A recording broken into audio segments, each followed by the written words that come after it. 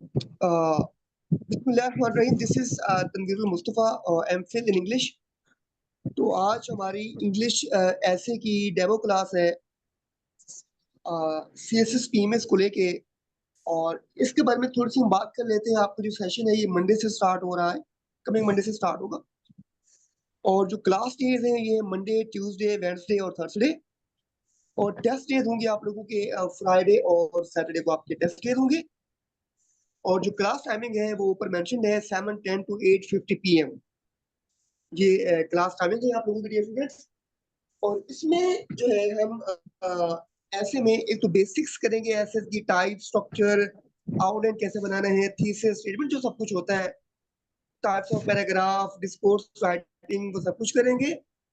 और साथ में मैं आप लोगों को 120 कंप्लीट एसेज पढ़ाऊंगा। और उसमें जो 40 एसेज होंगे वो आर्गुमेंटेटिव लिटरेरी एसेज होंगे। नॉर्मली इतना तो टीचर एक सेशन में 40 एसेज पढ़ाते ही नहीं है, और मैं आप लोगों को 40 जो है वो आर्गुमेंटेटिव और लिटरेरी एसेस पढ़ाऊंगा। कंटेंट, बच्चे का सबसे बड़ा मसला कंटेंट होता है इंग्लिश एसे को लेके। स्ट्रक्चर स्ट्रक्चर वगैरह कोई इतना बड़ा इशू नहीं होता बच्चे का। सबसे बड़ा इशू बच्चे का कंटेंट होता है, ऐसे की अंडरस्टैंडिंग होती है। तो इंशाल्लाह 120 एसेस पढ़ने के बाद आप लोगों को जिंदगी भर सीएसएस और पीएमएस में कभी ऐसे में इश्यू नहीं आएगा इंशाल्लाह। तो ये एक थोड़ा सा इंट्रोडक्शन था। आप एनरोल करवा सकते हैं अपने प्लेटफॉर्म से, ठीक है जी। तो आज की क्लास में मैं आप लोगों को डियर स्टूडेंट्स पैराग्राफ राइटिंग पढ़ाऊंगा। पैराग्राफ एक ऐसा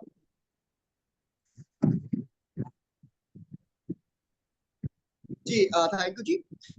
पैराग्राफ एक ऐसी चीज है जिसने जो आपके हर पेपर में काम आएगी, वो चाहे पीएमएस हो, वो चाहे एपीएससी हो, ऐसे हो, या आपके अदर जो है वो सब्जेक्ट्स हो। तो थोड़ा सा डिफरेंस होता है, बाकी तो चीजें ऑलमोस्ट सेम ही होती है। तो डिफरेंस अगर मैं पैराग्राफ की बात करूं तो जो वर्ड पैराग्राफ है डियर स्टूडेंट्स, ये दो वर्ड से निकला है। एक है हमारे पास पैरा, और दूसरे हमारे पास ग्रैपियन, GRAPEIN।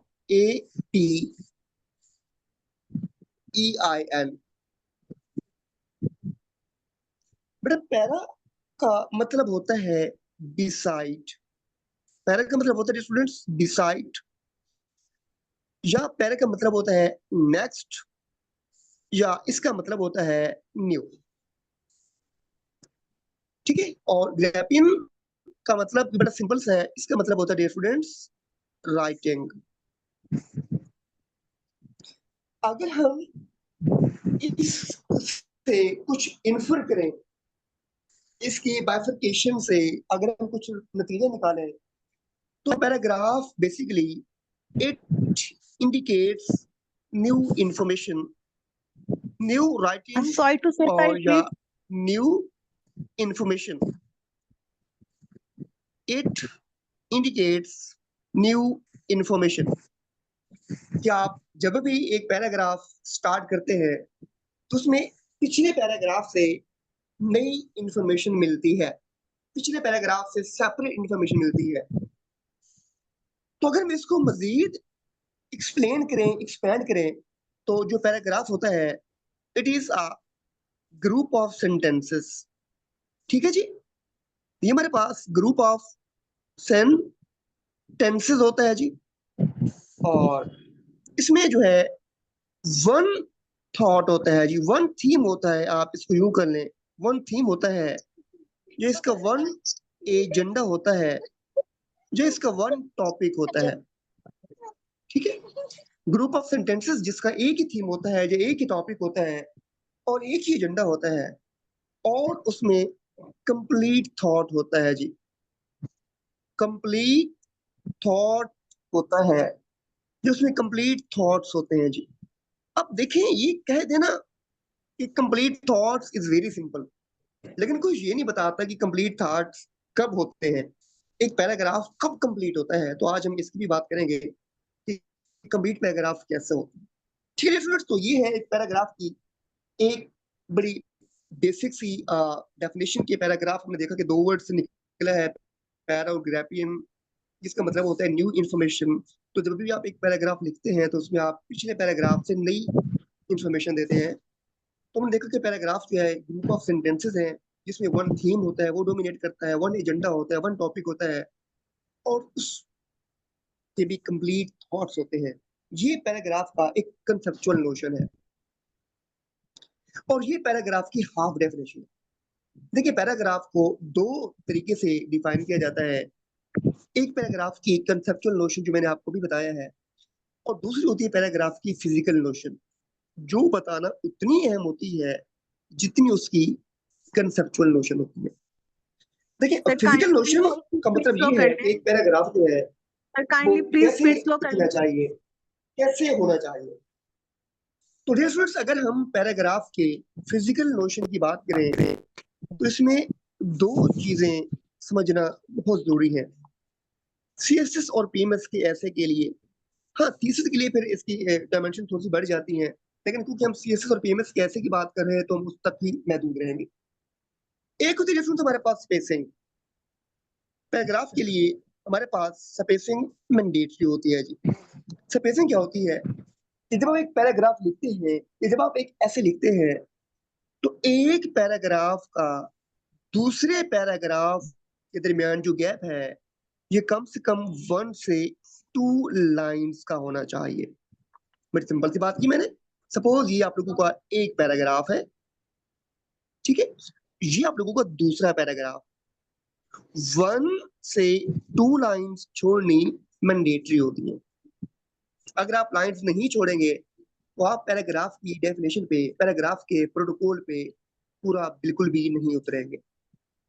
तो पहली बात क्या है स्टूडेंट्स, कि पैराग्राफ की स्पेसिंग, कि एक पैराग्राफ और दूसरे पैराग्राफ के दरमियान 1 से 2 लाइंस का गैप मैंडेटरी होता है, और रिकमेंड किया जाता है कि जो आपके फॉर्मल एग्जाम है वहां पे आप सिर्फ वन लाइन का गैप दें। आप वहां पे 2 लाइन गैप से अवॉइड किया करें। अगर आप देती भी हैं तो कोई इशू नहीं है, लेकिन रिकमेंड यही किया जाता है कि जो आपकी फॉर्मल राइटिंग होती है उसमें आप 1 लाइन गैप देते हैं।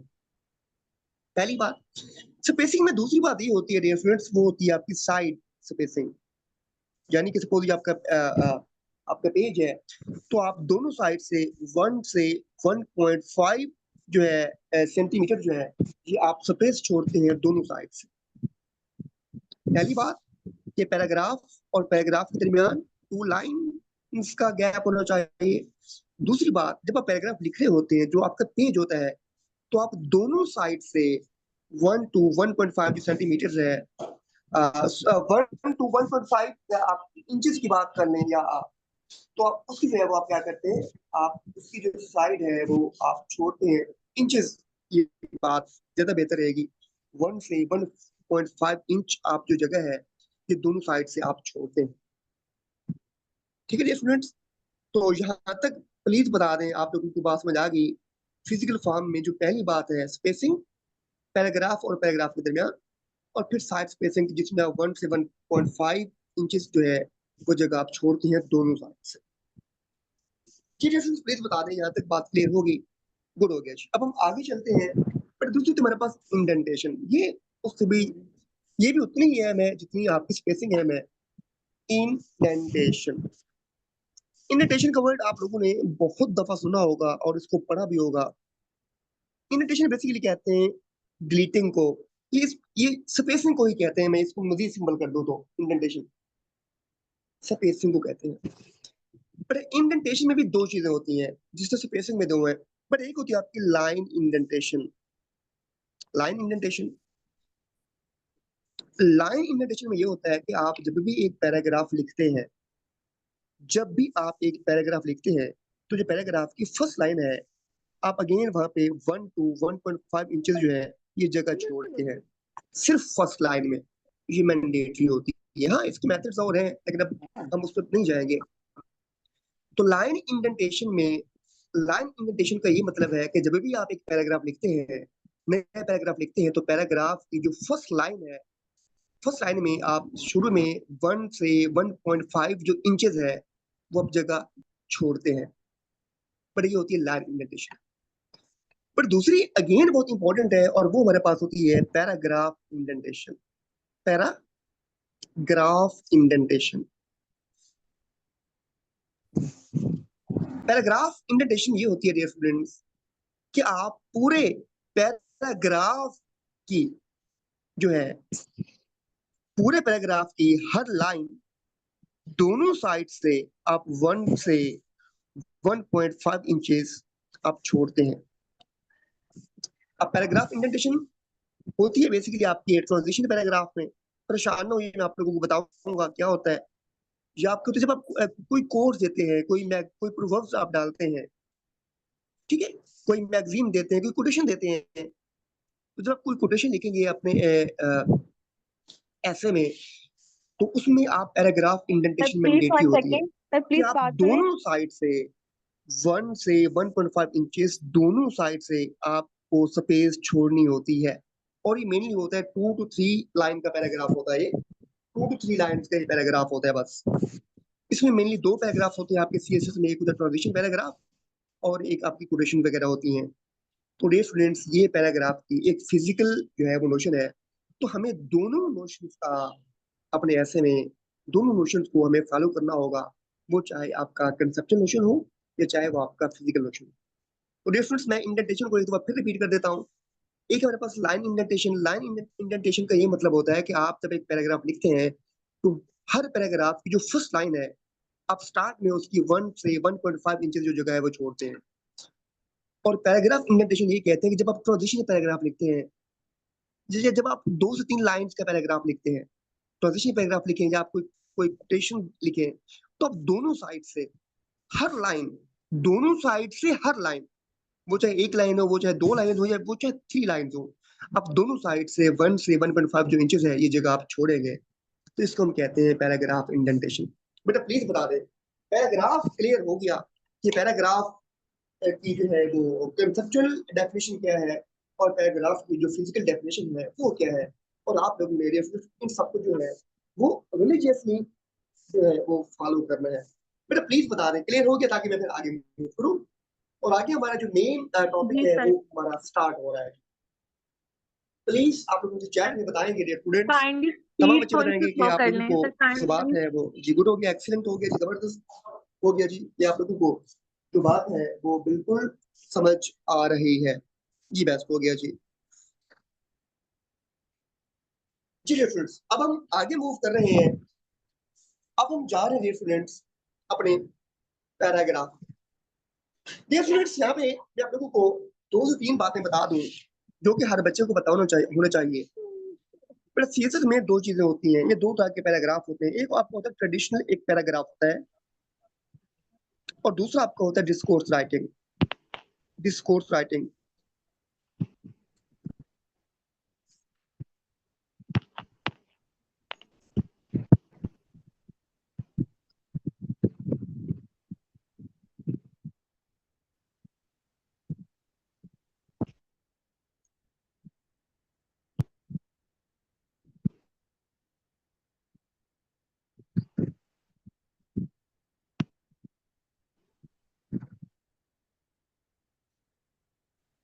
यार, ये पता नहीं क्या हो गया है मुझे। I am not good at computer.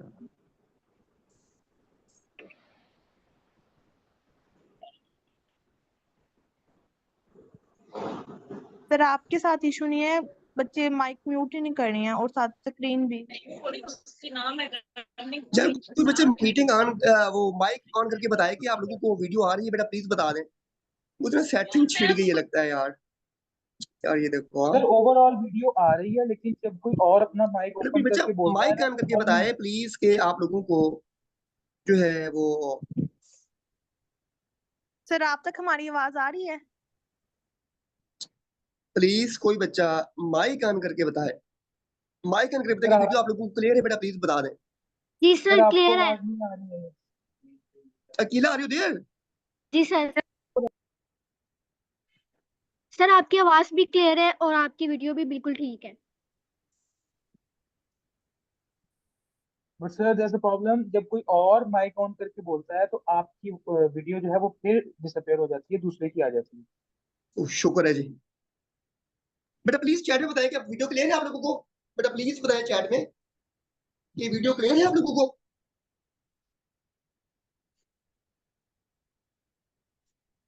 चलो गुड हो गया जी, मैंने आपको, चलो जी गुड हो गया। बट एक हमारे पास होता है पैराग्राफ और एक हमारे पास होता है डिस्कोर्स राइटिंग। इन दोनों में जो है वो डिफरेंस है, ये आप लोग अपने माइंड में रखेंगे कि पैराग्राफ राइटिंग जो है वो कुछ और है और जो डिस्कोर्स राइटिंग है वो कुछ और है। अच्छा, पैराग्राफ राइटिंग में हमारे पास मेनली जो है सीएसएस और पीएमएस के एसेस में ट्रेडिशनल पैराग्राफ डोमिनेट करते हैं, जो मैं आज पढ़ाऊंगा आप लोगों को। Traditional paragraph, traditional paragraph basically 3 तरह का होता है जी, 1, 2 और 3। और 70% जो है वो ये पैराग्राफ डोमिनेट करते हैं आपके ऐसे में, 15% ये डोमिनेट करेगा और 15% ये डोमिनेट करेगा। ठीक है, तो आज हम इस पैराग्राफ को पढ़ेंगे, कॉम्प्रिहेंसिवली पढ़ेंगे और इंशाल्लाह आप लोगों को बहुत मजा आएगा। ट्रेडिशनल पैराग्राफ मैंने बताया है, पहले बताया कि पैराग्राफ और डिस्कोर्स दोनों में फर्क होता है। और जो ट्रेडिशनल पैराग्राफ है वो बेसिकली 3 तरह का होता है और मेनली और आयरॉनिकली मार्केट में सिर्फ एक ही तरह का ट्रेडिशनल पैराग्राफ पढ़ाया जाता है। और ट्रेडिशनल पैराग्राफ 3 तरह से होगा और उसमें जो मैं आज पढ़ाऊंगा 70% आपके आंसर में ही डोमिनेट करेगा, बाकी इनको हम अपने रेगुलर सेशन में जाके पढ़ेंगे। डियर स्टूडेंट्स, अगर मैं एक ट्रेडिशनल पैराग्राफ की बात करूं तो पैराग्राफ में सिर्फ और सिर्फ जो है हमारे पास 5 चीजें होती हैं। एक पैराग्राफ में डियर स्टूडेंट्स हमारे पास 5 चीजें होंगी। कौन सी 5 चीजें? सबसे पहले हमारे पास होगा topic sentence, topic sentence. Number 2 होगी हमारे पास एक्सप्लेनेशन, एक्सप्लेनेशन। और नंबर 3 होगी हमारे पास सपोर्टिंग डिटेल्स, सपोर्टिंग डिटेल्स। और नंबर 4 होगी हमारे पास एविडेंस। और लास्ट चीज होगी हमारे पास कंक्लूडिंग सेंटेंस। एक पैराग्राफ में ये 5 चीजें होती हैं, बस याद रखना। Topic sentence, explanation, supporting details, evidence और कंक्लूडिंग सेंटेंस। हर कोई बताएगा कि ये 5 चीजें होती हैं, लेकिन ये कोई भी नहीं बताएगा कि ये 5 चीजें करनी कैसे होती हैं। हम आज इन 5 को कॉम्प्रिहेंसिवली पढ़ेंगे कि टॉपिक सेंटेंस कैसे बनाते हैं, उसकी एक्सप्लेनेशन कैसे करते हैं, सपोर्टिंग डिटेल्स कैसे बनाते हैं, एविडेंस कैसे देते हैं और कंक्लूडिंग सेंटेंस जो है ये कैसे बनाते हैं। तो before moving to topic sentence, मैं आप लोगों को पहले 2 चीजों का डिफरेंस बताता हूं। एक हमारे पास होता है डिफरेंस टाइटल और एक हमारे पास होता है टॉपिक सेंटेंस। टॉपिक सेंटेंस, ये दोनों में बहुत डिफरेंस है, बहुत अंतर है। हिंदी में क्या कहते हैं पता नहीं, मुझे नहीं पता, I am not good at Hindi. Title और टॉपिक सेंटेंस, देखो यार, जो टाइटल होगा ये जनरल हो, याद रखना। जो टाइटल होगा ये अनलिमिटेड होगा, अनलिमिटेड होगा। जो टाइटल होगा ये ओपन होगा, जबकि जो टॉपिक सेंटेंस होगा डियर स्टूडेंट्स ये स्पेसिफिक होगा। याद रख लें, टॉपिक सेंटेंस आप लोगों का लिमिटेड होगा और टॉपिक सेंटेंस जो होगा ये आप लोगों का क्लोज्ड होगा। याद रखें, टाइटल और टॉपिक सेंटेंस में डिफरेंस क्या है जी? टाइटल आपका जनरल होगा, अनलिमिटेड होगा और ओपन होगा, और जो टॉपिक सेंटेंस होगा ये आपका स्पेसिफिक होगा, ये आपका लिमिटेड होगा या ये आपका क्लोज होगा। बट सपोज, अच्छा जरूरी नहीं है कि आपका टॉपिक, आपका टाइटल हमेशा जनरल हो। आपका टाइटल एग्जामिनर क्लोज भी कर सकता है, लेकिन क्लोज होगी वो फिर भी जनरल ही होगा। अगर आपका टाइटल एग्जामिनर क्लोज कर भी रहा है तो वो क्लोज होके भी जनरल ही होगा, क्योंकि टाइटल की ये सबसे पहली कैरेक्टरिस्टिक्स होती है कि वो ओपन होता है। सपोज हम एक एग्जांपल देखते हैं। मैं बेसिकली आप लोगों को टॉपिक सेंटेंस बनाना सिखा रहा हूं और आप लोगों को मजा आएगा। देखें, सपोज हमारे पास टॉपिक है, टाइटल है हमारे पास क्लासरूम या हमारा एजुकेशन सिस्टम। आप इसे बाउंड कर लें, classroom decides the future of a nation. Future of a nation, ये हमारे पास पेपर भी है सीएसएस में। अब एग्जामिनर ने बेशक इसे कन्फाइंड कर दिया, लिमिटेड कर दिया है, क्लोज कर दिया है क्लासरूम को और नेशन के फ्यूचर को, लेकिन फिर भी ये ओपन टू डिबेट है। आप इसमें कुछ भी लिख सकते हैं, कुछ भी लिख सकते हैं। हमारा जो टाइटल है वो मेन हमारा क्लासरूम है या वो हमारा एजुकेशन सिस्टम है, ये मेरा टाइटल है। अब देखिए टॉपिक सेंटेंस हम कैसे बनाते हैं।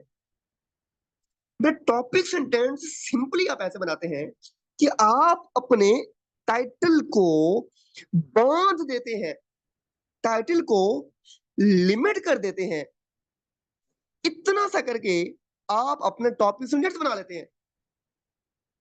मैंने बताया कि टॉपिक सेंटेंस हम कैसे बनाते हैं, तो सिंपल सी बात है, हम अपने टाइटल को किसी और के साथ लिंक करके बांध देते हैं या शादी कर देते हैं।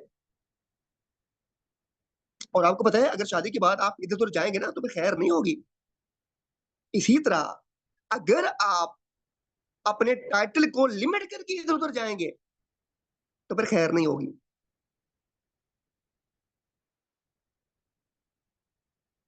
अब देखिए जी, हम इसी को पकड़ते हैं क्लासरूम, बट हम कहते हैं देखिए क्लासरूम ऐसे हमारे पास decide the future of nation. हम हाउ का जवाब देते हैं कि हाउ।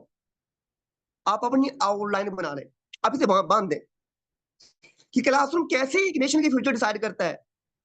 आप कहें भी क्लासरूम अपलिफ्ट्स इकोनॉमी,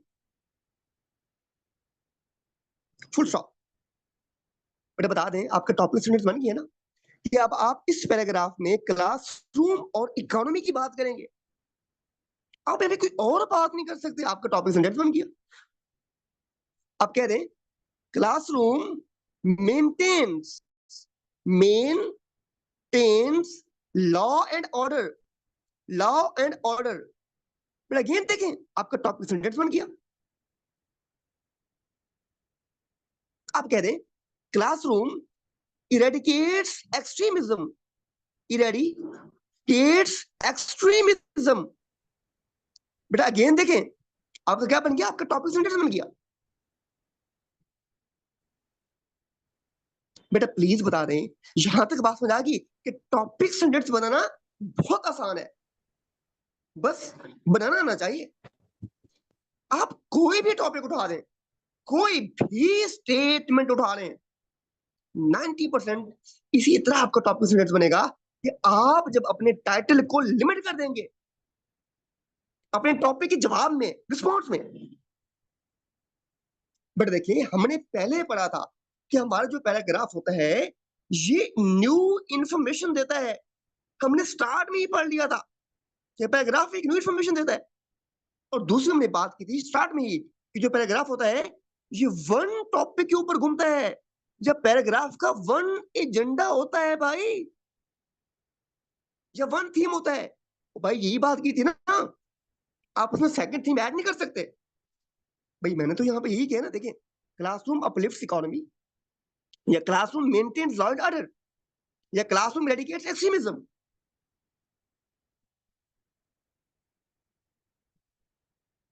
बेटा बता दें, क्लियर हो गया कि टॉपिक सेंटेंस बनाना बहुत सिंपल होता है, सिर्फ बनाना ना चाहिए। आप क्या करेंगे, आप अपने टॉपिक को लिमिट कर देंगे, बांध देंगे, वो आपका टॉपिक सेंटेंस बन जाएगा। अब आप उठाएं, ग्लोबल वार्मिंग को उठाएं, इकोनॉमी को उठाएं, ग्लोबलाइजेशन को उठाएं, आप जिस फेमिनिज्म को उठाएं, आप जिस टॉपिक को उठा लें, टॉपिक सेंटेंस इजीली बन जाएगा। अभी हम देखें कि टॉपिक सेंटेंस बनाते कैसे हैं। अब हम ये देखते हैं कि टॉपिक सेंटेंस होता क्या है बेसिकली। अब हम ये देखते हैं, स्टूडेंट्स, आपका जो टॉपिक सेंटेंस होता है ना, बेसिकली टॉपिक सेंटेंस बेसिकली ये आप लोगों का क्लेम होता है, क्लेम होता है, ये आप लोगों का ये स्टांस होता है आपके बॉडी पैराग्राफ का, या आपके बॉडी पैराग्राफ का ये इंट्रोडक्शन होता है, या आपके बॉडी पैराग्राफ का ये थीसिस होता है जी। देखिए हमारा थीसिस ये है ना कि क्लासरूम इरेडिकेट्स एक्सट्रीमिज्म।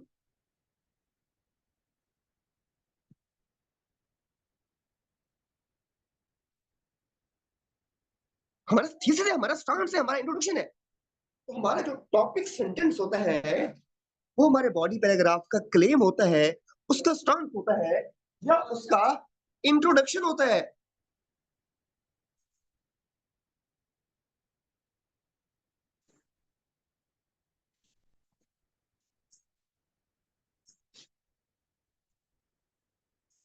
उसका थीसिस होता है, उसका इंट्रोडक्शन होता है। वेरी सिंपल सी बात है जी।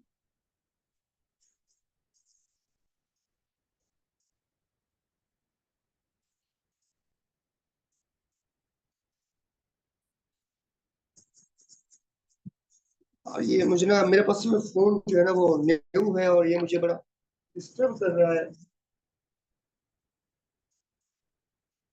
सफीर, सफीर, बात नहीं, एक मिनट। ये ना ये इशू कर रहा है यार, जूम जो है ना बार बार, एक इधर है ना, जूम पे क्लिक करें यार, जूम ओपन इधर ना, बंद कर दे।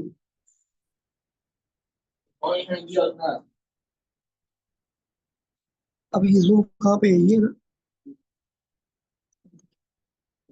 एक मिनट बेटा, प्लीज बता दें वीडियो क्लियर है, शाबाश बता दें। जी सर, हमें क्लियर नजर आ रही है।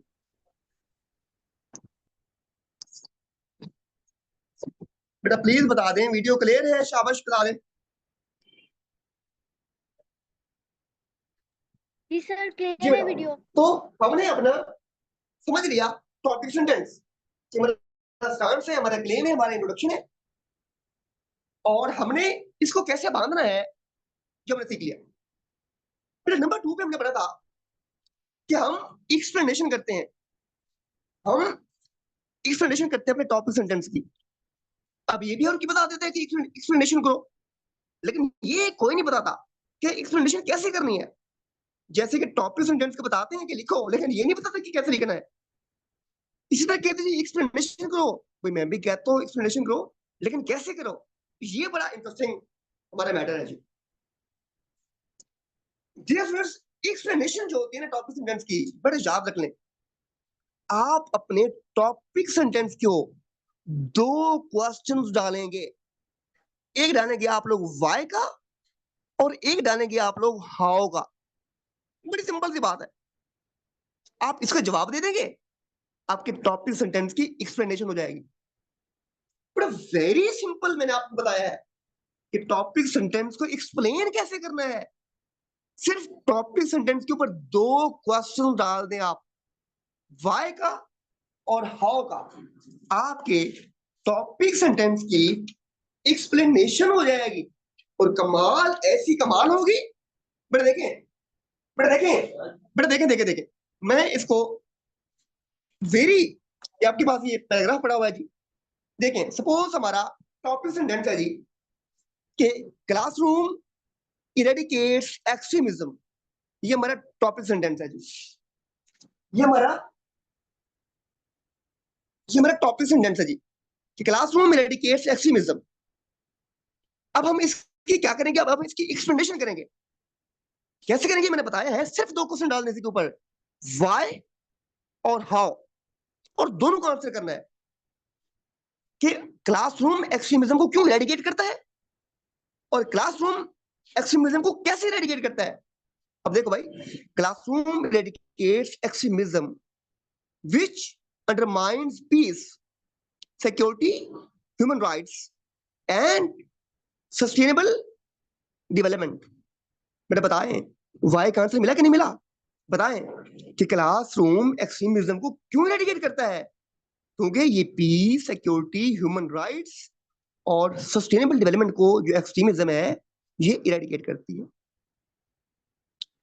और याद रख लें, जो वाई होगा ना भाई, वो आप जिसको बांधेंगे ना, आप मेनली उसी पे आंसर करेंगे। देखिए, आपने क्लासरूम को एक्सट्रीमिज्म के साथ बांधा और वाई का आंसर भी आप लोग एक्सट्रीमिज्म के ऊपर फिट करेंगे।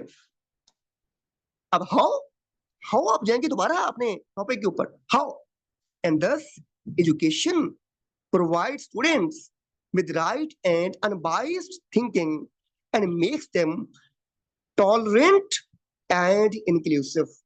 बेटा प्लीज बता दे मेरे बच्चों को कि दो बात समझ आ गई है ना, कि वाई और high, how plus topic sentence.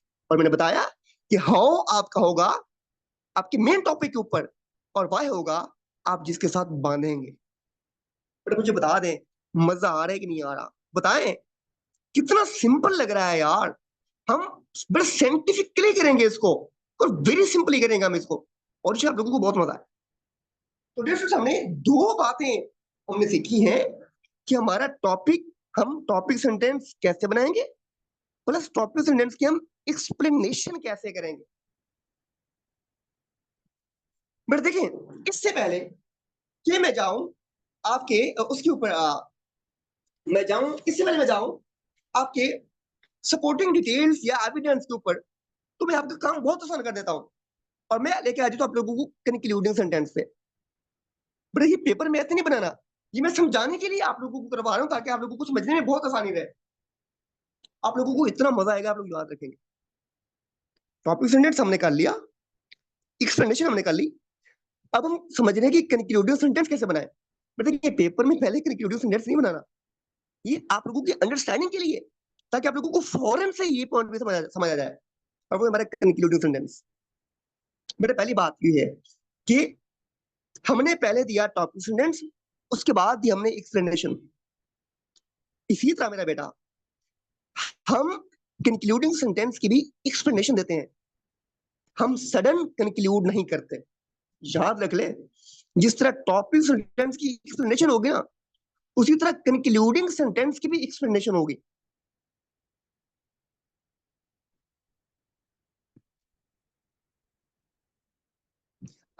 बेटा ये मैंने एक्सप्लेनेशन बना के दी तो है आपको, नीचे ये देखें एक्सप्लेनेशन बनी हुई है ना, देखें। Classroom eradicates extremism, why, which undermines peace, ये उसकी एक्सप्लेनेशन है।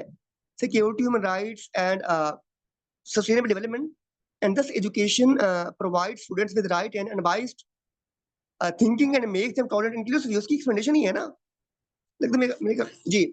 तो हम बात कर रहे थे अपने कंक्लूडिंग सेंटेंस की। हमने कहा कि जैसे टॉपिक सेंटेंस की एक्सप्लेनेशन होती है, वैसे कंक्लूडिंग सेंटेंस की भी एक्सप्लेनेशन होगी। अब डिफरेंस यहाँ पे दो होंगे। डिफरेंस ये होगा कि बेटा पहले आप टॉपिक सेंटेंस देते हैं, अब बाद में उसकी एक्सप्लेनेशन देते हैं। इधर होगा कि पहले आप लोग एक्सप्लेनेशन देंगे, बाद में आप लोग, बेटा अजान हो जाए प्लीज, अजान का हम वेट कर लेते हैं जी।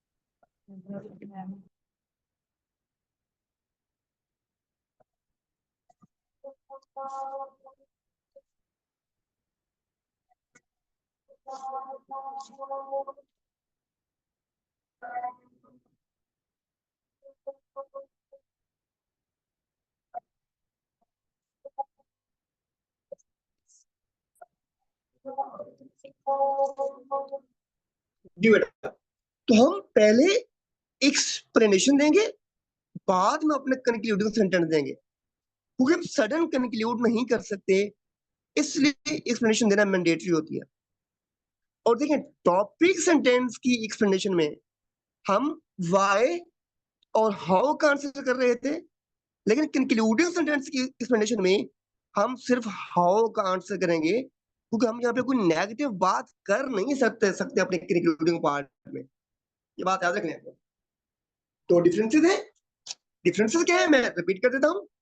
पहले टॉपिक सेंटेंस होगा, उसके बाद एक्सप्लेनेशन होगी, एक्सप्लेनेशन होगी हाउ और व्हाई के ऊपर। लेकिन अब की बार हम क्या करेंगे, पहले एक्सप्लेनेशन करेंगे, उसके बाद हम फिर कंक्लूडिंग सेंटेंस देंगे। और जो इसकी एक्सप्लेनेशन है, ये सिर्फ हम हाउ का आंसर करेंगे, हम वाई का आंसर नहीं करेंगे। हाँ मेरे बेटा, आपने बस वेट कर लें, मुझे एक बार पढ़ाने दें, पढ़ा लेने दें, क्योंकि टाइम कम है। मैं एंड पे आपकी तमाम क्वेश्चन का आंसर्स करूंगा, प्लीज। आपको अभी ना मैकेनिकल पैराग्राफ राइटिंग की आपको अपना पता नहीं है, कोई बात नहीं, इट्स नेचुरल, हमें भी पता नहीं था, हमने भी पढ़ा के सीख गया, तो परेशान ना हो आप, बस मुझे एक बार पढ़ाने दें ना, बाकी बच्चे डिस्टर्ब हो जाते हैं, क्लासरूम जो है ना वो मोशन होता है वो टूट जाता है। जी जी मैं बेटा, अच्छा ये हो गया। अब हम बनाएंगे कि कंक्लूडिंग सेंटेंस कैसे बनाते हैं। सिंपल सी बात है, आप अपने टॉपिक सेंटेंस को रीफ्रेज कर दें, रीफ्रेज कर दें, एक्टिव से पैसिव कर दें। ये उसकी मल्टीपल मेथड्स हैं, जो मैं आप लोगों को ड्यूरिंग सेशन बताऊंगा कि रीफ्रेज के क्या मेथड्स हैं। सिंपल सी बात है, आप अपने टॉपिक सेंटेंस को रीफ्रेज कर दें, वो आपका कंक्लूडिंग सेंटेंस बन जाएगा। पर देखिए एग्जांपल देखिए आप लोग, देखिए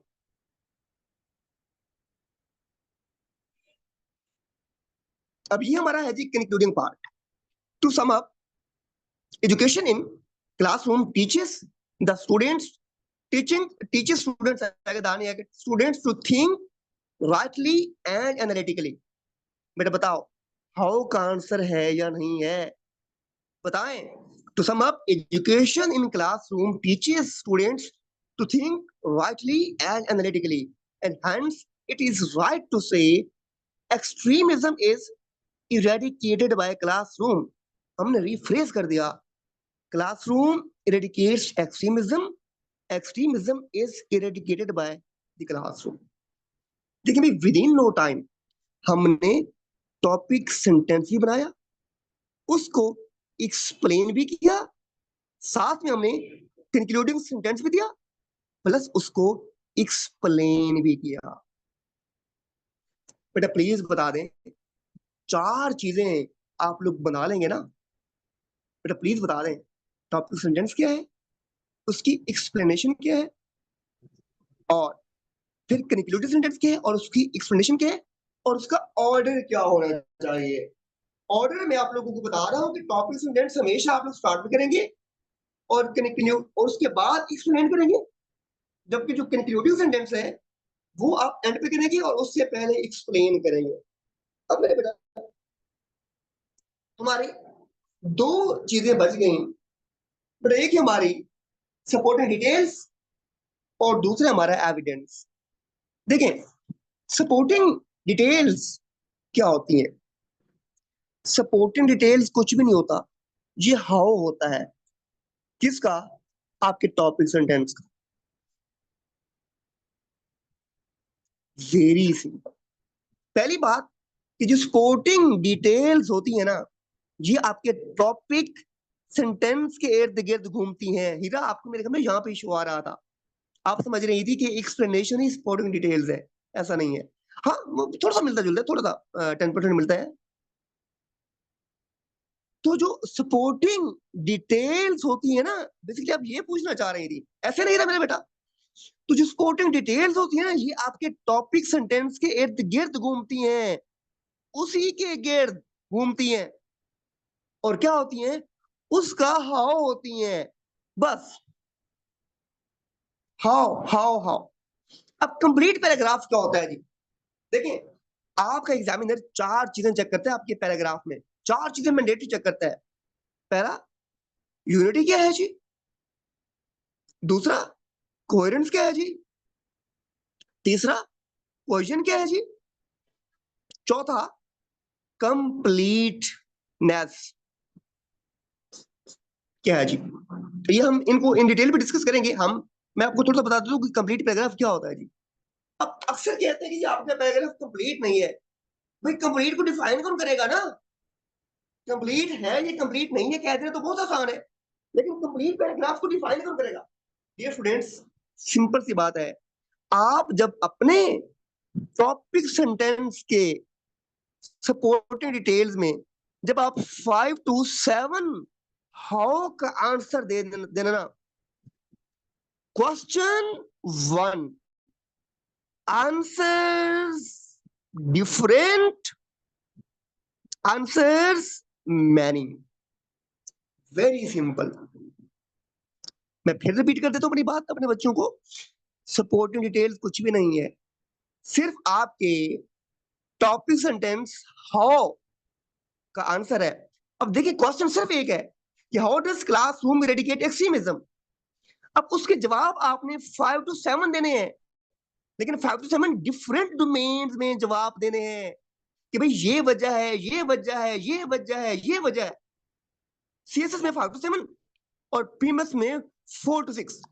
बस आपका ये कंप्लीट पैराग्राफ ये कहलाता है। नहीं, अब मतलब कि उसमें और चीजें भी है। कंप्लीट सपोर्टिंग डिटेल्स आपकी ये कहलाती है जी। सॉरी, कंप्लीट सपोर्टिंग डिटेल्स आपकी यही कहलाती है जी। बाकी तो डेफिनेटली और भी चीजें हैं कुछ कंप्लीटनेस में, वो हम जब ऐसे पढ़ेंगे तो उसमें बताएंगे, डिस्कस करेंगे हम इसको। मेरा प्लीज बता दें तक बात समझ आ गई। सपोर्टिंग डिटेल्स और कुछ भी नहीं है, आपके टॉपिक सेंटेंस का हाउ का आंसर है, और वो आंसर क्वेश्चन 1 में हाउ, लेकिन आंसर डिफरेंट है। 5 to 7 डिफरेंट आंसर्स है। क्या आपने उस हाउ के ऊपर डिफरेंट आंसर्स करने हैं? बड़ी सिंपल सी बात है। अब देखिए, हम देख लेते हैं इसको, अपनी सपोर्टिंग डिटेल्स को देख लेते हैं। देखो मेरा बेटा, अब देखिए, थ्रू एजुकेशन, देखिए आप यहाँ पे आप हाउ लगा दे बेशक, आप हाउ लगाएं, how does classroom eradicate extremism. देखिए, through education students are free from factional, sectarian and racial hatred because of the educational system they have gone through। मैंने बता दें हाउ का आंसर मिल गया ना, मिल गया। और देखें एक नया जवाब आ गया आपके पास। Through education students are exposed to diverse perspectives, cultures, ideas, cultures and ideas, fostering empathy. देखिए अगेन आपके पास नए जवाब आ रहे हैं। Understanding and critical thinking. Again, how teachers actively promote tolerance, respect, and acceptance, encouraging students to challenge their own biases and prejudices. देखिए again new answers. By teaching subjects such as history, देखिए how, or again new answer, social studies and ethics, classrooms can provide a comprehensive understanding of the consequences of extremism and the importance of peaceful coexistence। बेटा मुझे बता दे, what is difficult, क्या मुश्किल है? ओ भाई कुछ भी मुश्किल नहीं है। मैंने क्या किया है कि आपके टॉपिक सेंटेंस को हाउ लगा के मैंने उसके 5 to 7 डिफरेंट आंसर्स कर दिए हैं, और यही हमारी सपोर्टिंग डिटेल्स है, और ये हमारी कंप्लीट सपोर्टिंग डिटेल्स है। और ये मैं नहीं कह रहा, ये आपके मॉडल राइटर जो पैराग्राफ राइटिंग किए हैं वो कह रहे हैं कि 5 to 7 आपने आंसर्स करने हैं हाउ के। क्वेश्चन 1 आंसर्स डिफरेंट और आंसर्स मैनी, मैनी में 5 to 7 डिफरेंट आंसर्स है बस। बेटा प्लीज बता दें 4 बातें मेरे बच्चों को क्रिस्टल क्लियर हैं। बेटा प्लीज बता दें कि टॉपिक सेंटेंस क्या है हमारा, टॉपिक सेंटेंस क्या है, उसकी एक्सप्लेनेशन कैसे करनी है, और फिर सपोर्टिंग डिटेल्स क्या है, और हमारा कंक्लूडिंग सेंटेंस, और वो कैसे बनाना है। अब लास्ट चीज बच गई हमारी, वो हमारी एग्जाम्पलिफिकेशन, एविडेंस।